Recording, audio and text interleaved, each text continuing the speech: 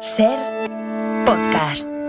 Hola, muy buenos días. Hay fechas simbólicas en el calendario y ¿qué les voy a contar si nos está escuchando desde Pamplona? Porque hoy es 6 de julio.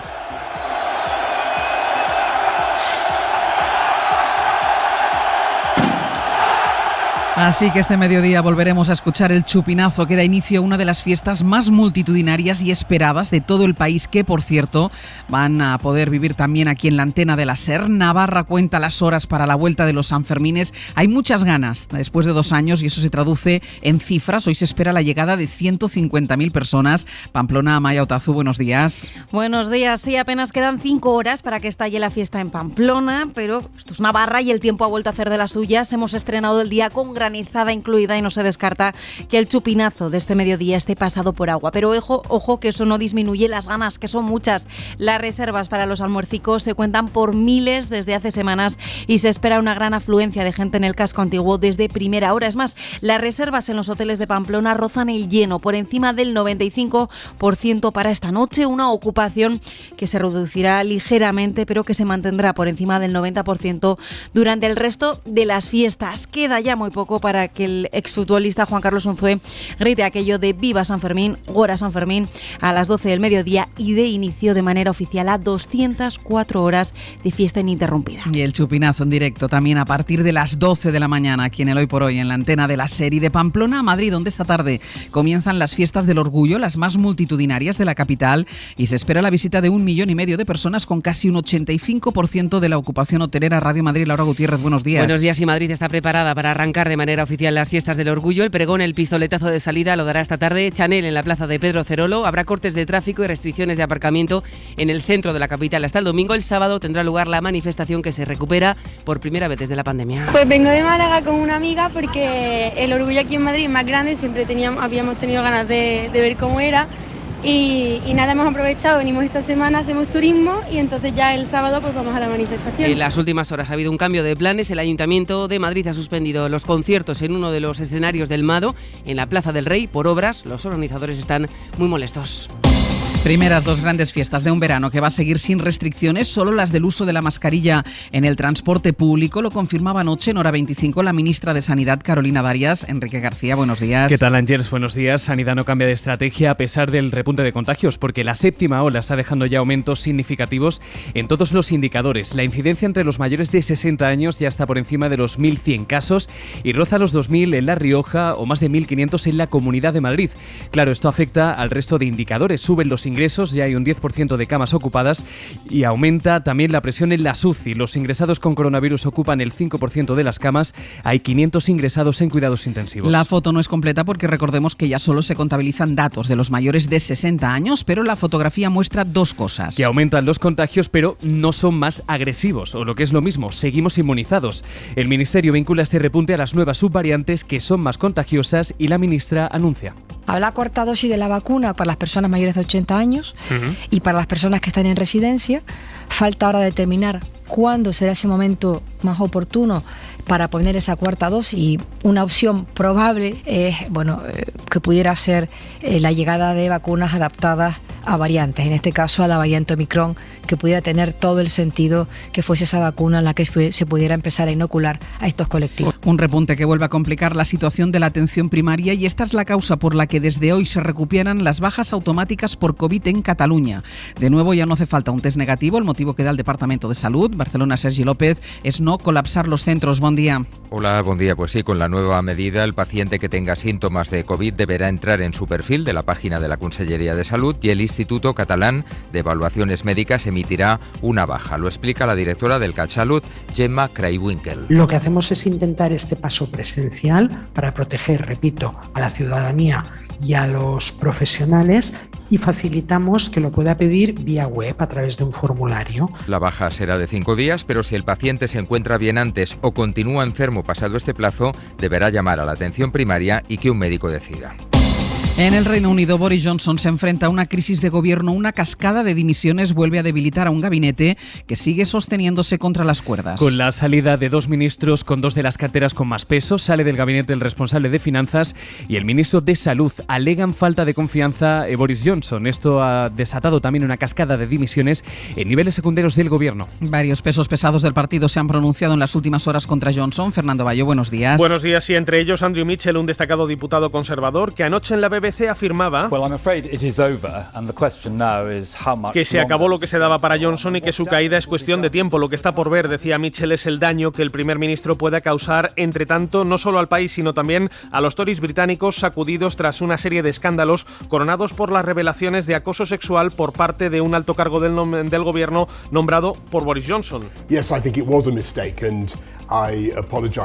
Johnson reconocía ayer que ese nombramiento fue un error por el que ha pedido disculpas que no frenaron las dimisiones de sus ministros de Economía y de Sanidad, Rishi Sunak y Sajid Javid, ambos considerados futuros candidatos a suceder a Johnson al frente de los conservadores.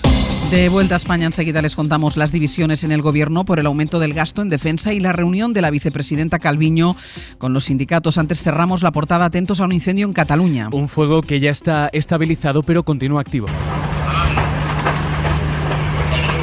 Anoche comenzaba a arder una empresa de productos químicos en La Llagosta, en Barcelona. No hay heridos, los bomberos siguen trabajando a esta hora y se recomienda que los vecinos cierren las ventanas. ¿Y qué tiempo nos espera para hoy, Enrique? Pues siguen las tormentas y ojo porque en pleno julio ha vuelto el granizo. Así sonaba anoche el centro de Albacete. Hoy se repite, va a granizar en Castilla-La Mancha, en Aragón, en Cataluña, en La Rioja y en Navarra. Por lo general tendremos una bajada de las temperaturas, salvo en el Valle del Guadalquivir, y es muy posible que haya alguna lluvia durante la tarde en Pamplona. Hoy por hoy, Ángeles Barceló. Las diferencias en el gobierno sobre el aumento del gasto en defensa siguen distanciando a los socios de la coalición con el conato de una crisis que Unidas Podemos quiere resolver con una reunión urgente de la Comisión de Seguimiento del Pacto de Gobierno. Una reunión para la que todavía no hay fecha. Los morados quieren saber por qué el ala socialista no informó del crédito de 1.000 millones para gasto en defensa que ya se ha aprobado en Consejo de Ministros, aunque en el PSOE dicen que sí lo hicieron. La vicepresidenta Yolanda Díaz critica el fondo y critica las formas. Pide sentarse a hablar en esa comisión. Como estamos viviendo momentos muy difíciles y con una mirada que seguramente es diferente en el seno del Gobierno y también en el conjunto de la sociedad española, ahora mismo desde Unidas Podemos acabamos de pedir la convocatoria urgente de la Comisión de Seguimiento de la coalición. ¿Para qué? Pues para hablar con serenidad de los temas por los que ustedes me están preguntando. Respondía en rueda de prensa la portavoz del Gobierno, es Isabel Rodríguez. El Gobierno valora esta reunión en la normalidad de un Gobierno de coalición y sinceramente cada vez que esta mesa y que esta reunión se ha conformado hemos salido reforzados. El PSOE y Unidas Podemos reconocen que la tensión crece, pero creen que no habrá crisis de gobierno, creen que la coalición no peligra. Discrepancias públicas entre los socios cuando el contexto económico tampoco ayuda a calmar las aguas. Alberto Núñez Feijóo dice que España va a una crisis profunda y que la división del Ejecutivo supone también un riesgo económico. Que nos dirigimos todavía con mayor intensidad a una profundísima crisis económica. Mientras el Gobierno niega las evidencias y mira hacia otro lado, tal como hizo el Gobierno socialista en el año 2007. Este miércoles viene con una agenda muy económica porque la vicepresidenta Calviño se reúne con los agentes sociales para seguir negociando el pacto de rentas. Los sindicatos piden aumentar los salarios y los cenificarán esta mañana con varias protestas frente a las sedes de la patronal. Alejandra de la Fuente. A partir de las 9:30 los sindicatos UGT y comisiones obreras se concentran en la sede de la COE en Madrid y ante las sedes de las organizaciones patronales en numerosas ciudades para exigir salarios dignos a la patronal. Recordemos que hasta hace unas semanas sindicatos y empresarios estaban negociando el acuerdo para el empleo y la negociación colectiva. Acuerdo que ahora se encuentra parado porque los sindicatos querían incluir en el mismo cláusulas de revisión salarial para que los trabajadores no perdiesen poder adquisitivo, algo que para los empresarios era inaceptable. Los sindicatos ya han advertido en diversas ocasiones que si no se incluyen estas cláusulas habrá conflicto. Mientras tanto, la inflación sigue complicando el día a día a los ciudadanos y reduciendo el poder adquisitivo de las familias, sobre todo las más vulnerables, que está destinando un 35% de sus ingresos a la energía. Es la conclusión de un informe que publica esta mañana Oxfam Intermón. Shira Valdés. La inflación sí en tienda de clases, apuntan desde Oxfam Intermón que en su último estudio pone cifras al desigual impacto del incremento de precios. Las familias pobres han perdido un 30% más de poder adquisitivo que las ricas. Además, apuntan que mientras que los beneficios de las 4 mayores empresas energéticas duplicaron en 2021 la media de los obtenidos los 5 años anteriores, los hogares de rentas bajas destinaron entre enero y marzo un 35% de su presupuesto a energía. Una situación a la que solo se puede hacer frente, dicen, a través de políticas redistributivas. Ernesto García es su portavoz. A corto, pues claramente 3 medidas para nosotros fundamentales: la mejora del ingreso mínimo vital y su articulación con las rentas mínimas autonómicas. Por otro lado, el impuesto a los beneficios caídos del cielo y, por supuesto, también apoyo a la solvencia de las pymes, vinculándolo con la transición energética que necesitamos. Medidas a las que, dicen, a largo plazo deberían unirse otras, entre las que figuran la mejora del tejido productivo o del sistema de protección social. La Asociación para la Recuperación de la Memoria Histórica ha presentado en el Congreso sus propuestas para cambiar la Ley de Memoria Democrática, que consideran insuficiente y poco ambiciosa de La Molina. Emilio Silva, el presidente de la Asociación para la Recuperación de la Memoria Histórica, dice que si se busca en la nueva ley la palabra víctima aparece 142 veces, pero si se busca verdugo no aparece ninguna.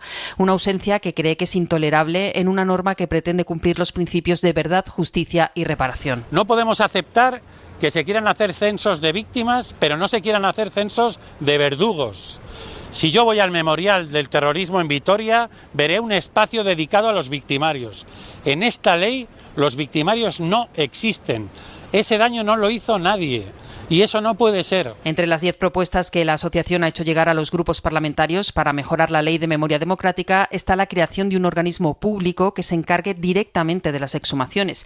También que se exijan responsabilidades a la Iglesia Católica por su participación en el golpe del 36 y su apoyo a la dictadura, y que se incluyan en los programas de formación del Ejército materias relativas a la memoria histórica y los derechos humanos. Las 7 de Hoy por Hoy. Ser Podcast. Los 30 miembros de la OTAN ya han dado el primer paso para convertirse en 32. Ayer firmaron los protocolos de adhesión de Suecia y de Finlandia. Ahora lo tienen que ratificar todos los aliados. Lo han hecho ya Dinamarca, Noruega y Canadá.